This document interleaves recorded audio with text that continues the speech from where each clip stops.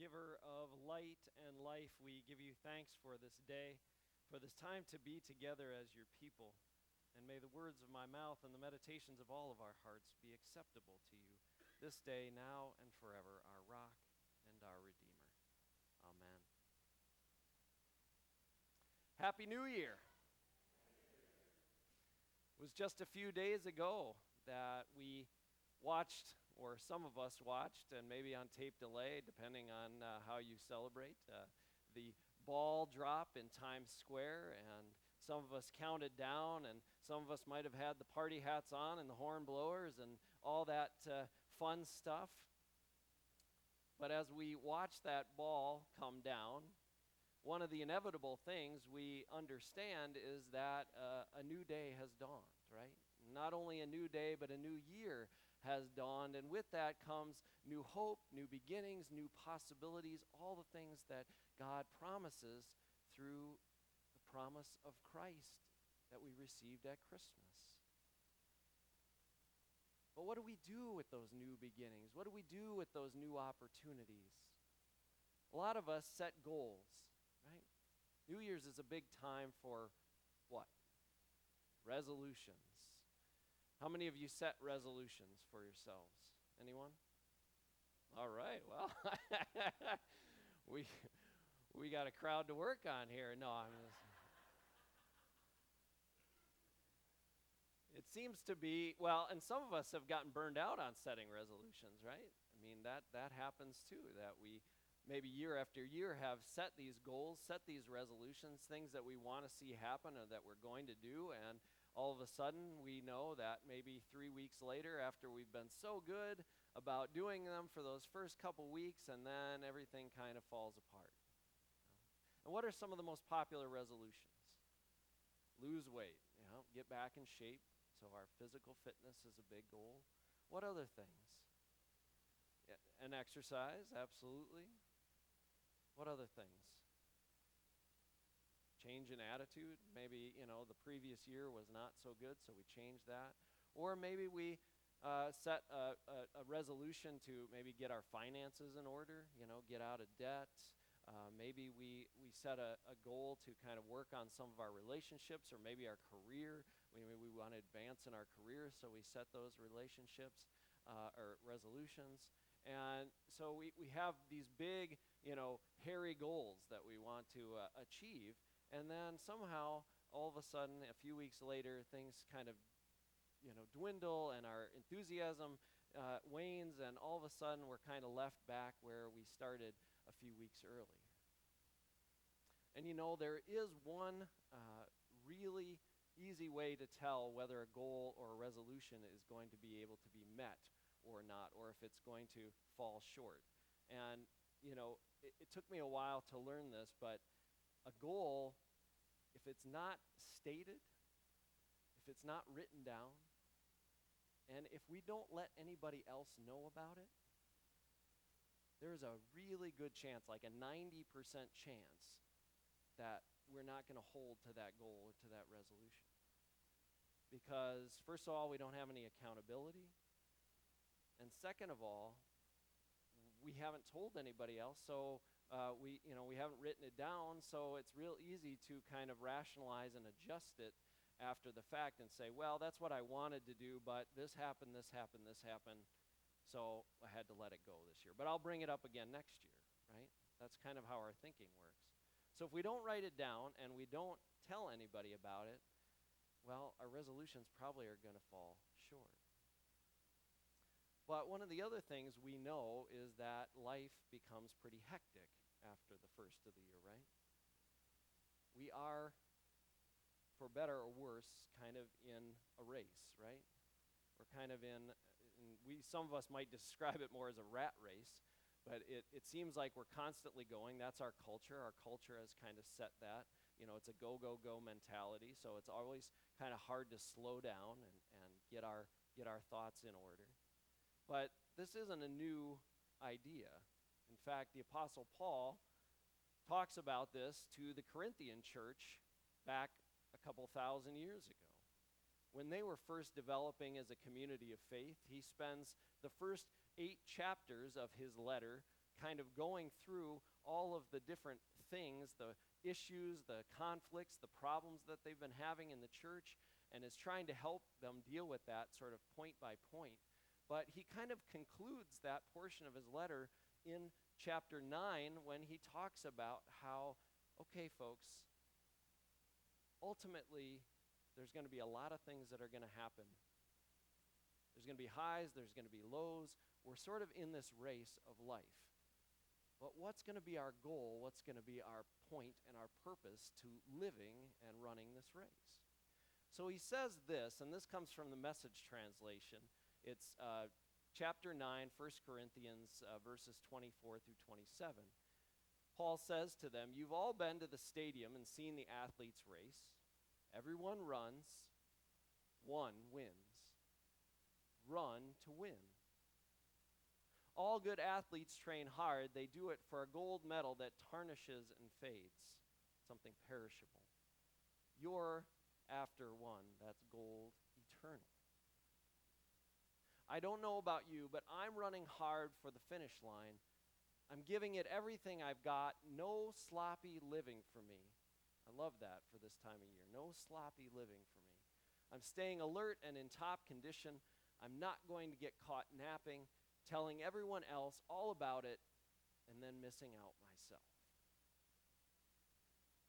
So what Paul is saying is, this is not a New Year's message in particular, but the way that we can sort of interpret it for this time of year is Paul is saying, look, a year from now, we're all going to be a year older, and the only difference is going to be what we have done with that year. Have we achieved a purpose for which God is calling us to? Or have we let that year sort of slip away again? And that's what he's talking about to the Corinthians, is that, this is a goal that we're chasing is not this athletic goal like the runners in the stadium, but what we're chasing is an eternal goal, an eternal purpose, what we're called to do by Christ. And to make that an important part of those goals and resolutions that we set. And there's a thing about preparedness, that when we're prepared, we're not going to miss out on those things that God is doing in our lives. We're not going to miss out on those new things that God is doing in our life. We need to be prepared. And that will take many different forms. And as we start this series this week, we're going to be talking about those ways that we can improve our fitness in a lot of different areas of our life. Our spiritual fitness, which we'll talk about today. Our intellectual fitness. Our physical fitness. Our relational fitness. Those are important things that as we work towards this new year and we set goals, how can we make them more eternal goals rather than perishable goals? And as we talk about spiritual fitness today, we can look to the Magi, the three wise men, and their preparedness. As we heard in the story today, we hear that very famous time when the wise men finally make their way and find Jesus in the manger. But this didn't happen by accident. This didn't happen haphazardly. It wasn't one of those things where an angel came to the wise men in a dream and said, "This is where you're going to find the child." They had been preparing for years, for decades, had been listening to the prophecies, had been starting to map and course the sky to look for the star that would come at the birth of this new king, a king who would be unlike any other, who would be for the salvation of the world. And they began plotting and preparing. And when they saw that star, they knew how to begin their journey. They knew what they were following. They knew where it would lead them. And they trusted in that.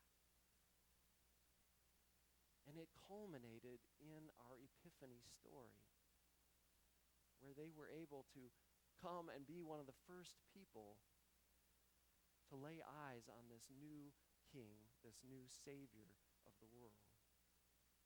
But it took planning, it took preparation, it took holding to what they promised themselves that they would do.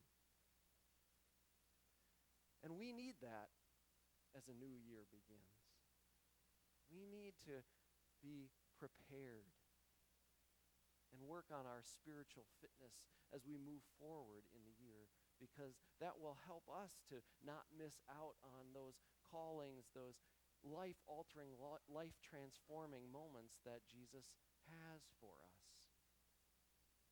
And what can we do to improve our spiritual fitness this year?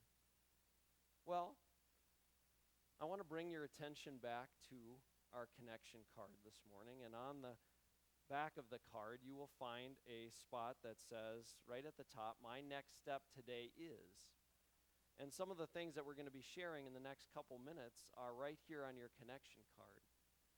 So you remember how I said a goal is not really a goal until we write it down, until we let somebody else know about it. Here's a perfect opportunity for us to do just that today. And the first step in our physical and spiritual fitness is to take the first 15 challenge. Now, what do I mean by the first 15? How many of you consider yourself to be a morning person? How many of you consider yourselves a night owl? That's where my hand has to go up for sure. Now, for you morning people, this first 15 may be a lot easier than for us night owl folks, because the first 15 minutes means giving the first 15 minutes of our day to God. It's a great way to get the day started. And, some of you may think, well, I'm not even aware of where my eyeglasses are, on the nightstand table at 5 or 6 o'clock in the morning whenever you have to get up. So how in the world am I going to give my first 15 minutes of quality time to God? Well, there's studies that have been done about our bodies and our brains that actually show that our first hour that we're awake is probably our most sort of vibrant, alive, alert time. And we can kind of say, well, how can that be? Because, like I said, I'm groggy when I wake up. I'm disheveled, I'm not ready to go, but yet our minds have kick-started, and we're alert to more things than we will be later in the day. And so there's a perfect opportunity within these first 15 minutes or so to be able to give ourselves fully and wholly over to God. But we need direction in those 15 minutes, right? It's not easy for some of us to quiet our minds enough to just start to be able to be in relationship or to pray. And so when we take that first 15 challenge, we can use resources. And I know that I'm a person of the electronic age, so I have a daily devotion that's delivered to my email inbox at 3 o'clock in the morning. And so when I wake up, I can click that on, and there it is. And maybe you're a coffee person. You can sit down with a cup of coffee, have a devotion, and offer a short prayer, and you've started out your day with God in a very healthy way. But our women's fellowship here at the church, they purchase these wonderful upper room devotions. They are out for free in the information table there, and you could grab one of those if you're more of need a book in your hands type of person. Or just to be able to reflect on maybe the day that's going to be ahead and pray about those things that you would hope and wish to see happen. Or maybe you are a person who needs to reflect back over the day past and pray about some of those things and about ways that you hope maybe this day will be different, or hopefully maybe how some of those things that happened yesterday can continue into today. But the most important part is to be with God and take those first 15 minutes and dedicate that to God. And for some of you, maybe that will be once you are actually showered and ready and you feel prepared. But don't let it go too long, because it can slip away from you very quickly. And the first 15 challenge is to do that for 30 days. These first 30 days, starting today, starting tomorrow morning. Because one of the other things they say is that it takes 21 times to do something to make it a habit, to make it something that becomes part of your life. So if we do it for 30 days, hopefully we've gotten past that 21-day mark and we're really into it by that 30th day. And I know for some of you, you might have recommendations and other things about devotionals, and so if you do, please share those with one another. The other, give your first day of the week to God. And the biggest way we can do that is by doing what you're doing right here and coming to worship, coming to church on Sunday. And it's not about attendance. It's not about bolstering numbers. It's not even just about filling ourselves up.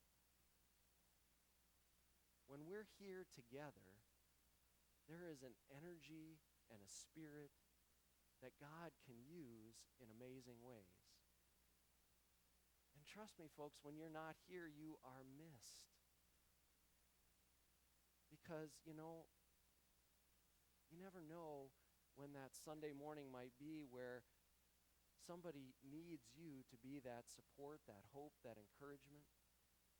And you might never know what Sunday you might need that support and that hope and that encouragement that comes from our church family. And by coming and offering your gifts in whatever form that may be, you are bolstering and not only your own spiritual life, but the spiritual lives of all the people in our community. For when we sing together, pray together, worship together, we can do some amazing things for God. But the next two, commit to connecting and commit to serving, are tied together. That we commit to connecting with God and one another, and that we also commit to serving with one another. And on your connection cards, there's a place for your own discernment on that. Where do you feel called to serve here in the church and in the world? And what spiritual commitment are you willing to make this year? Maybe you need a group like